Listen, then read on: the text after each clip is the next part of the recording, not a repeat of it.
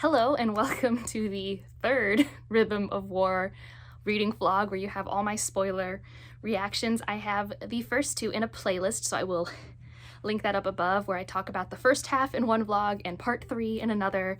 And this one, in theory, I will talk about parts 4 and 5, but you'll know by the title if it's only part 4, because who knows what will happen. I cannot predict how many thoughts I will have in this book. It's been so fun. I am about this far now. I have started part 4 and I have a few thoughts. So starting off with what I just finished, which was some really cool world building stuff with Navani and Rabaniel. So I'm still like apprehensive about Rabaniel. She worries me. But they combined Voidlight and Stormlight using harmony, and the idea that it's not just the frequency that matters for the tones, but it's also the rhythm. I think that's a really cool like subtlety, that like they each have their own distinct rhythm and also their resonant frequencies. And if you combine it with a certain harmony, they can then come together into a new thing. I find that very cool. I know Rabaniel was like disappointed that they combined and didn't cancel out, and Navani got to where I was, where it's like, oh, that is not the same thing as what Seth had. That is probably what Rabaniel wanted.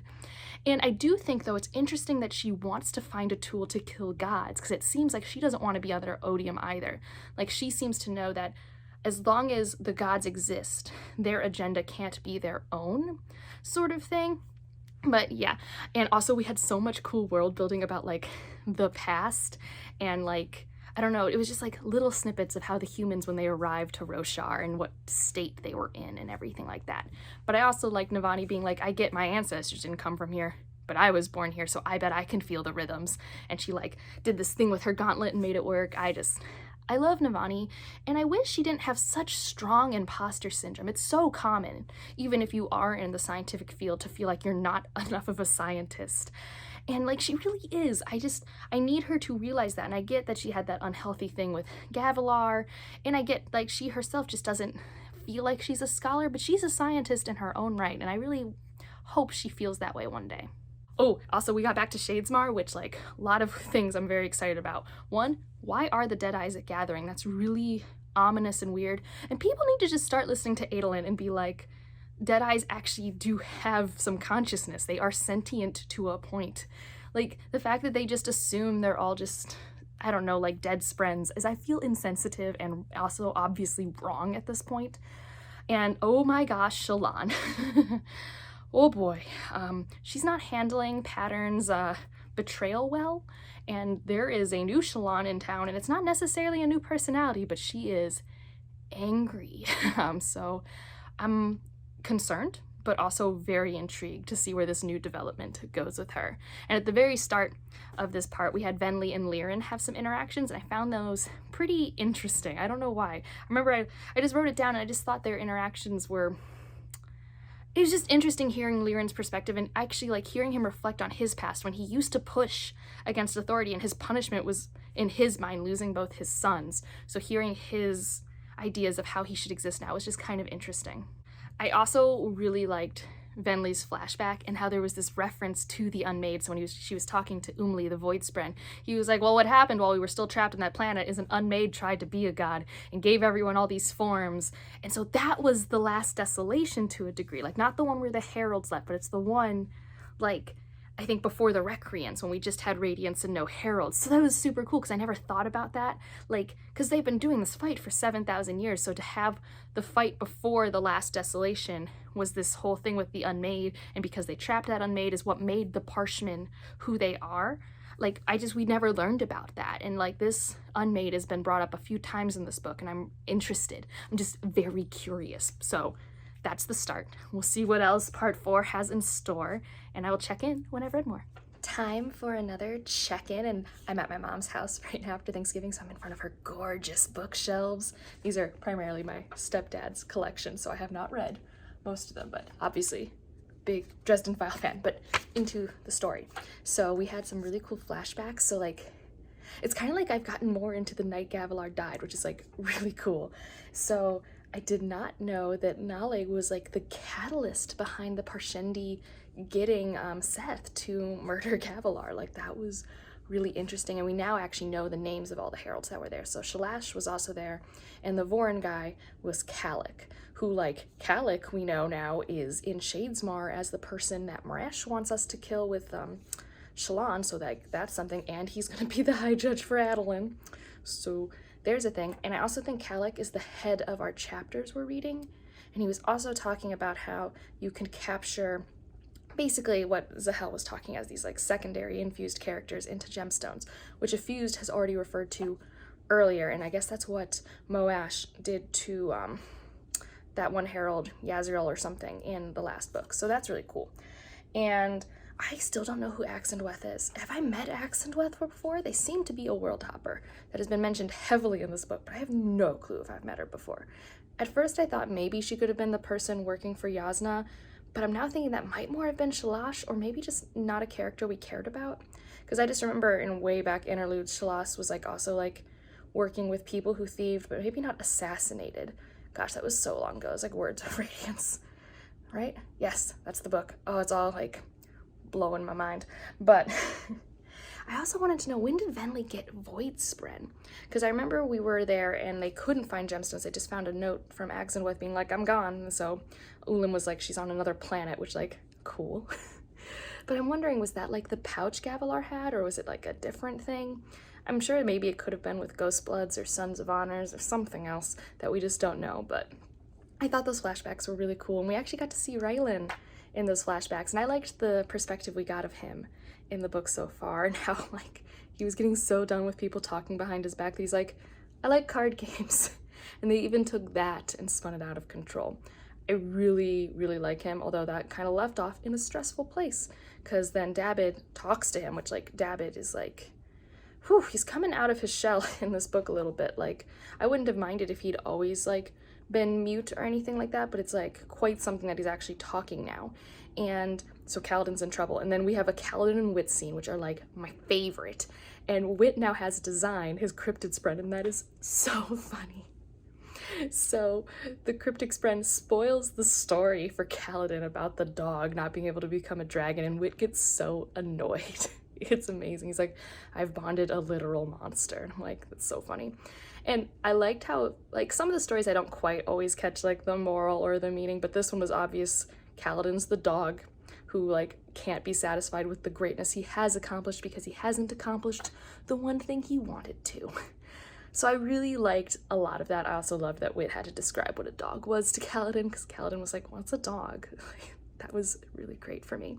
Also, like, I am very sure now. I've been kind of thinking about it, but like it hasn't been brought to my forefront till I think right now, where it's been pretty obvious that Pattern was not Shallan's first spren. Shallan killed her first spren and is repressing that memory, and that was the Deadeye that Adolin met. I'm calling that. I think it's been pretty obvious right now that that's what's happened. So yeah, that's part of it, I think, because I mean, Shallan's even been like, don't think of the Deadeye cryptid. So I think that's what's happened. Oh, but Shallan right now, I'm interested to see where that's going to go and where Adolin's going to go with this whole like trial thing. I think the next chapter is back to their plot, so I am excited. But a lot of great stuff's been happening in this part, and I just can't wait to see where this goes. All right, so we are now, how far are we? Page numbers. This far. And I have a few shots. One is a eureka moment that maybe has to do with reading part 4, but I can't pinpoint it. But remember how in the last vlog, I was all like, what is the Rhythm of War? Also, this is Motor. This is Delilah's brother here in Cleveland. But I didn't know what it was. I was very confused. I knew there were 2 authors. I knew one was probably a listener, but I had no clue. But we have now called the whole Stormlight and a Voidlight fusion Rhythm of War sort of thing, like Warlight. So now, and I just reread it. I just went back and I reread all the beginnings of part 3, and I am very, very sure, except for maybe like one thing, that it is Rabaniel and Navani. And Navani's being the undertext and Rabaniel's the listener. And I'm pretty sure that they were trying to come together as scholars, but it doesn't end well based off one of them. The only thing that kind of trips me up is there was one passage that would have been Navani, And she basically talks about this thing about the cognitive plane and how she's trapped on Roshar. Now, granted, I don't know how far in the future this is written. Maybe this is written when they're no longer together and they're Span Reed sending these things to each other and Rabaniel stops. You know, like this could be far future, but they're still working together with that goal of killing like a god, because I think they both might be anti-odium. I don't know, but that was a cool like Eureka thing that I think I'm close on. In this section, we have way more Venli stuff. So Venli, I like Venli a little bit. Like she definitely has this whole keeper of stories thing going, even now and her past, where she talks to the walls and they like show her the past and things. But it kind of reminds me of in his other Cosmere stories that like importance of keeping traditions and stories alive regardless of the evolution of technology and culture. Like I feel like that was a big part of one of the characters in the Mistborn trilogy. I'll make that vague in case you haven't read it yet, but there's a character whose like whole thing is collecting traditions essentially. And so I was noticing that crossover there, and I was so happy when Venli saved Lift, mainly because I feel like Lift needs to help us save the day, which she has, because Dabid brought Lift and Rylan to where Teft and Kaladin are, and now they're both awake, and that's very exciting. Also, we got a Dabid chapter, and I do remember, so Elantris is one of my favorite books, if you don't know, by Sanderson. It's very nostalgic for me. I read it in 2005.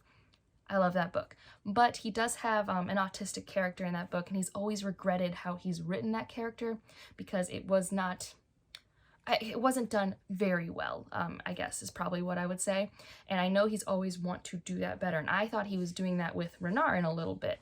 Not necessarily that Renarin is autistic, but it's unclear. But Renarin obviously has like some things going on with him. But Dabid, I do think, is very much a character where unexpectedly he is being that representation. And I'm curious when I feel safe enough to go online to see how people feel about that, because not having any experience myself, I'm not sure. It did feel like it was done with care, but I was really interested that like Dabid wasn't mute. He just realized that once his battle shock was manageable, he didn't want to be treated differently like he had his whole life. I just thought that was interesting.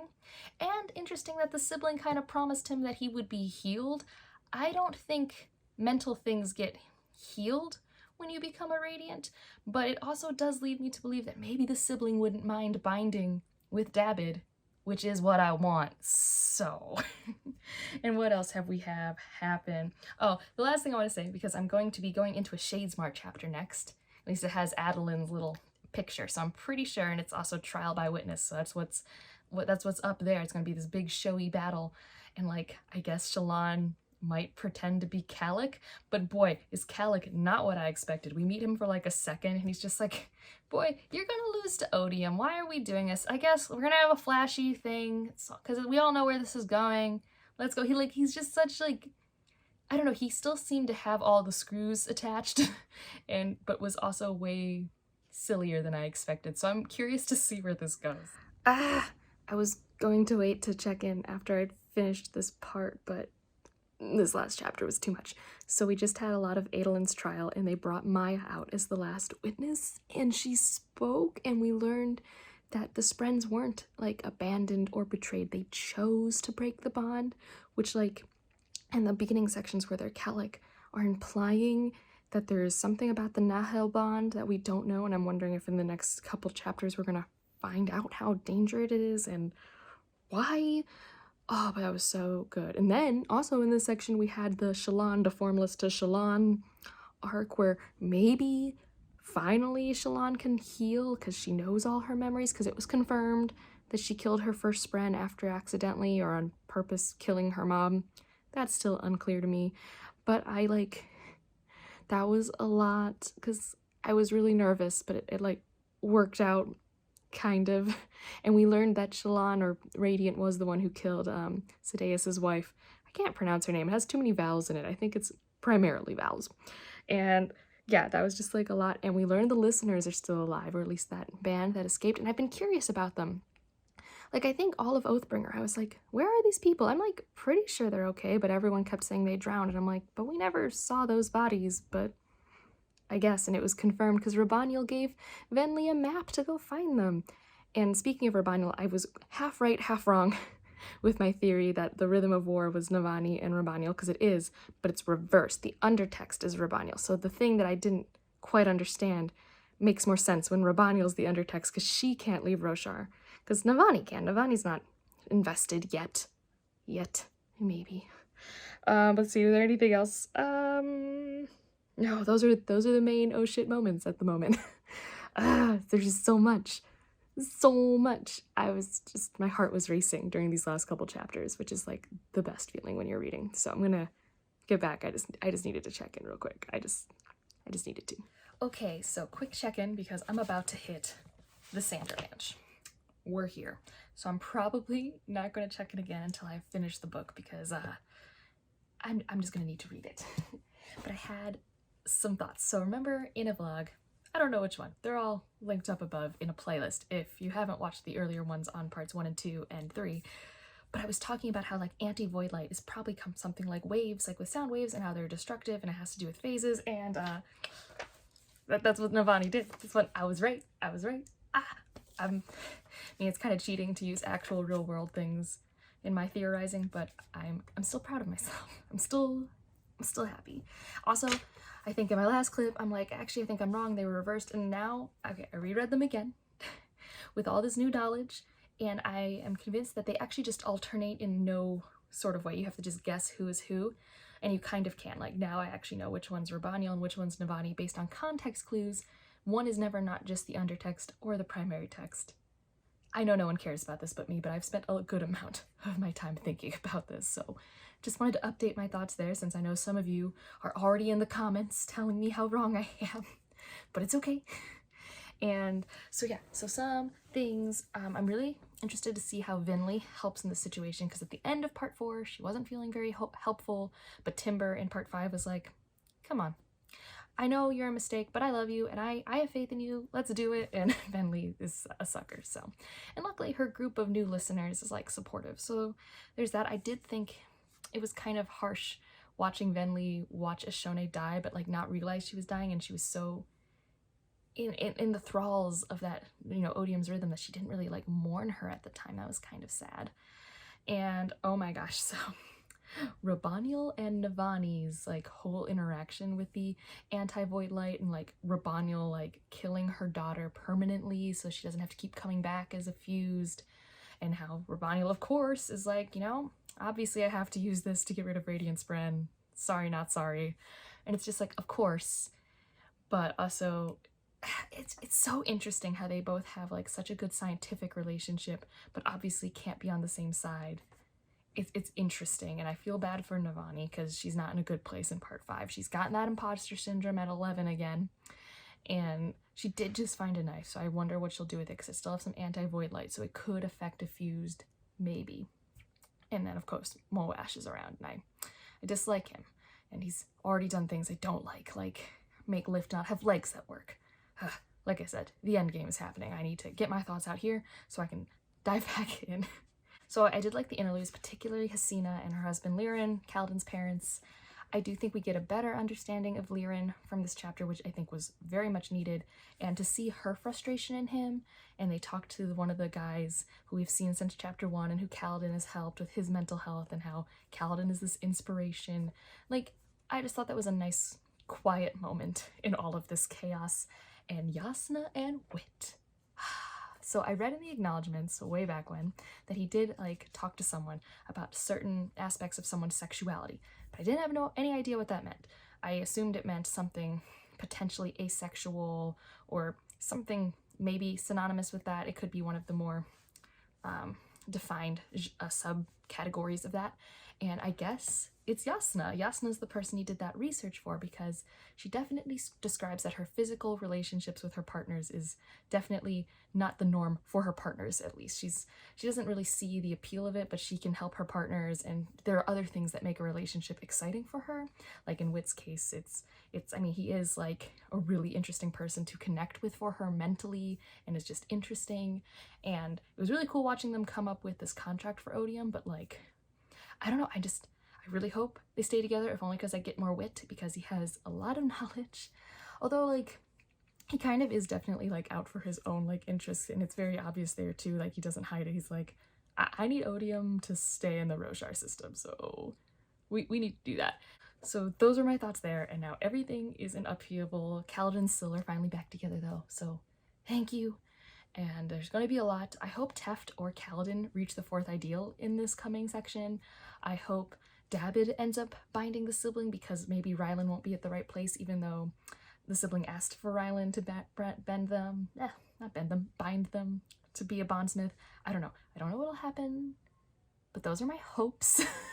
I mean, perfect world, Urithiru is back in the hands of I guess the side I'm rooting for, which are the Radiants. I don't think that will happen, especially since, like, in the last book, like, Alethkar was kind of, like, gone, and they just had to adjust. That's kind of war. But, like, in my perfect world, a happy ending for this book would be Urithiru's back in the hands of Dalinar and Jasnah and Navani, and everything's okay. But we'll see. Alright, I've always wanted to vlog outside, but I never get cool stuff. This is my backyard back home, and I finished it. 5 stars. I loved it. Things that have happened on the long list of crazy things. Tef died. That was heartbreaking. I was so upset. God, I like read that last night and I'm like, I can't keep going tonight. I can't handle this. Like, I was on the Kaladin train. Like, I understood what that boy was going through. But then he swears the 4th ideal finally, after that really touching moment with, like, Tien's spirit, because I think it was his brother's spirit, because we do know that spirits exist in the spiritual plane. I'm choosing in my canon to believe that was Tien's spirit coming to help his brother. Also, sorry if you're hearing yard work. Yard work happens all around me, because I'm in a suburb, and that's what people choose to do all year round. And let's see. Oh, Raylan finally gets a spren, so he's gonna be a truce watcher like, what's his face? Renarin, so that's exciting. And I really like that all of the Venli's spren people, the Reachers, are going to go with the other listeners, and that the Fuse defected. Oh, that was so cool when Leshwi and the others defected. That was awesome. Little, not surprised, not even disappointed, but Navani is now a bondsmith. Just seems so weird that both, like, Navani and Dalinar are bondsmiths. Like, feels a tiny bit predictable, but, like, I'm also down for it because obviously Navani understands how this tower works because of her engineering, so I'm not against it. But I do feel like Dabbid was out in the cold. He didn't get a spren of any type, and yeah, I know it kind of was starting to feel like, you get a spren, like, very Oprah. But I kind of wanted Dabbid to get a spren. And what else happened on this long list of things? Oh, small note. Taravangian's Odium now. What? What? I mean, this isn't the first time I've seen someone pick up shards, but, like, what? And how he tricks Hoid in the epilogue, that was a good title to that chapter. That was a dirty trick. It was a dirty trick to just, like, take his little breath memory, which, like, at first, I didn't realize Wit was using breath to hold his memory. I thought at first when Odium was bringing that up, New Odium, he was talking about maybe copper, because I felt like he could use copper, like how the, I forget what they're called, but people in Mistborn use copper to store memories, so I thought maybe he was doing that. Didn't know breath could do that. It seems like all these shards are way more connected than I ever thought, and it's awesome.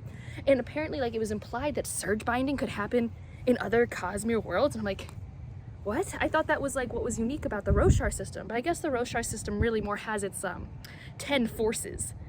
I'm just very, very intrigued by all of this. And let's see, anything else happen? Oh yeah, in 10 days the wars are going to be over one way or the other, and, like, that's awesome. So I know this next book's probably going to be focusing on these 10 days primarily. Maybe a little past that, I have no clue. For all I know, what if part 1's only the 10 days and then the other 4 parts are handling those consequences? But then where do the other 5 books go? Like, where do we go? Where do we go from here? I have no clue. But this was an awesome Stormlight book. This was everything I like Stormlight Archive books to be. They aren't, like, the quickest quick reads. I think the pacing in this one was quite spectacular. Very good character development, plot movement, and world building dumps to keep me interested in each facet. So for me, 5 out of 5 experience. I love this book. It's great. And I don't know, I mean, I thought all my favorite characters got good spotlights. I got some new characters I care about.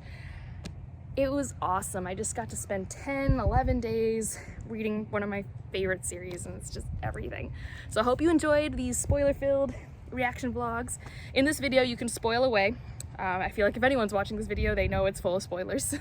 But if you do spoil other Cosmere books to talk about Cosmere things, link a spoiler for that, because not everyone's read Mistborn, not everyone's read Secret of Mistborn. Looking at all you people making theories about a certain character connection. If you don't know, you don't know, because I missed it completely. But I'm not bringing it up because it spoils things for people who haven't finished the entire Mistborn collection. But yeah, that's this. I want to leave, go watch some football, hence the orange. Gotta rep my Browns, and I will see you in the next one. Bye.